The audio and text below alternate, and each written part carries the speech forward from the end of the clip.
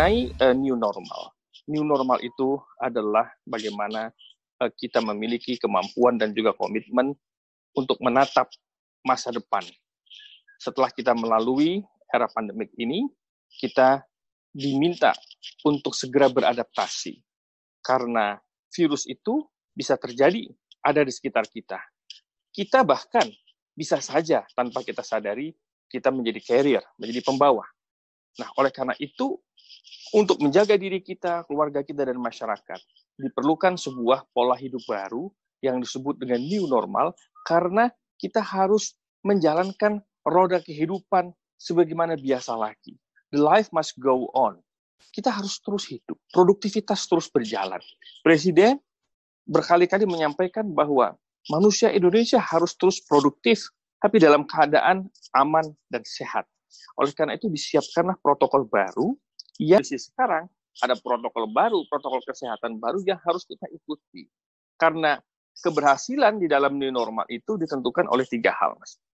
Yang pertama adalah bagaimana sistem itu bisa berjalan dengan konsisten, dengan penuh komitmen, dan dijalankan oleh semua pihak, dari mulai yang atas sampai dengan yang bawah.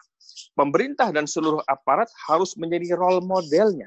Role model untuk memperkuat sistem ini yang bisa dicontoh oleh seluruh lapisan masyarakat. Ada sub-sub protokol yang mesti kita ikuti. Dan pemerintah menjadi role model, aparat menjadi role model untuk menjalankan konsistensi dari protokol ini. Kedua, ada yang namanya komitmen SDM, komitmen manusianya untuk disiplin. Bahwa manusia Indonesia ada yang disiplin dengan baik, tapi ada yang belum disiplin. Untuk shifting paradigm, merubah paradigma pemikiran kita. Kalau kita tidak merubah paradigma pemikiran kita, kita akan mencelakakan diri kita sendiri, keluarga, orang-orang yang kita sayangi, juga akan ikut celaka.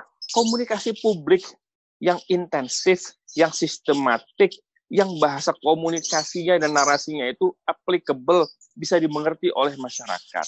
Ini harus dilakukan secara terus-menerus. Tidak bisa protokol itu hanya ditempel, hanya disosialisasikan lewat media TV, tapi juga harus selalu semua aparat itu memberikan kesadaran. Disebut dengan era new normal, di mana roda kehidupan kembali berjalan, perekonomian negara juga kembali berjalan dengan tatanan yang baru, klaster-klaster perekonomian dibuka secara bertahap. Kenapa harus secara bertahap? Begini, yang namanya new normal itu bukanlah pembukaan massal. Bukan. Banyak orang melihat new normal berarti pembukaan massal, besar-besaran semua infrastruktur, sarana-prasarana dibuka. Tidak.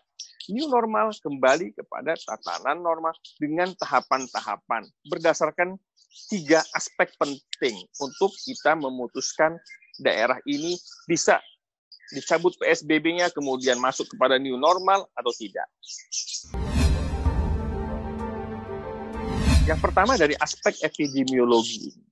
Dari aspek epidemiologi, itu kita bisa melihat dari sisi berapa jumlah penurunan pasien yang terkonfirmasi positif, dan ada penurunan secara signifikan dalam kurun waktu 14 hari. Jadi dalam 14 hari itu memang ada penurunan yang kelihatan. Yang kedua, pasien yang jumlah PDP juga menurun. Kemudian juga angka kematian menurun. Angka pasien sembuh dari COVID meningkat. Nah, indikator itu disebut indikator epidemiologis yang diukur dalam rumusan-rumusan yang valid, angka-angka yang bisa dipertanggungjawabkan secara ilmiah, bukan secara asumsi, tapi dipertanggungjawabkan secara ilmiah dengan ukuran-ukuran epidemiologi yang jelas.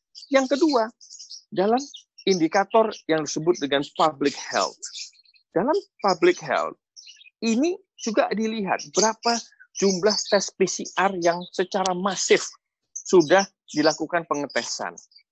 Presiden minta 10.000 rata-rata per hari. Nah, sekarang kita ini pernah mencapai di atas 10.000, 12.000 lebih, 13.000, tapi juga banyak yang masih di bawah 10.000. Ini harus dijaga konsistensinya supaya bisa minimal 10.000 yang dites. Fasilitas kesehatan yang kita miliki. Kita melihat seberapa banyak APD yang sanggup diproduksi baik dalam negeri maupun diimpor. untuk memenuhi kecukupan APD di semua rumah sakit dan fasilitas kesehatan kita. Jumlah ventilator itu penting, karena saat ini juga ventilator terbatas. Yang ketiga adalah jumlah ruang-ruang isolasi yang bertekanan negatif. Itu juga sangat-sangat penting untuk menyiapkan pasien-pasien baru. Memikirkan dua skenario yang terbaik dengan asumsi bahwa new normal itu berjalan dengan normal dan kita kembali kepada kehidupan yang normal, ataupun pada saat kondisi terjadi gelombang kedua. Nah, kita juga harus menyiapkan itu. Ketika terjadi gelombang kedua, kita harus siapkan fasilitas-fasilitas pendukung itu. Sehingga antisipasi itu bisa memberikan ketenangan bagi masyarakat. Karena pemerintah. Normal itu kan sebenarnya sebuah konsep edukasi yang dilakukan pemerintah. Tapi kan nggak tahu kapan. New normal itu adalah sebuah konsep yang mengenalkan segala protokol kesehatan di segala aspek kehidupan. Dari dia itu transportasi, makanan, perdagangan, dan kawan-kawannya gitu. Protokol kesehatan itu adalah jaga jarak, pakai masker, cuci tangan, jangan pegang mulut, mata, dan hidung, dan kita membantu melindungi teman-teman yang beresiko, yaitu balita, ibu-ibu hamil, anak-anak, dan juga lansia.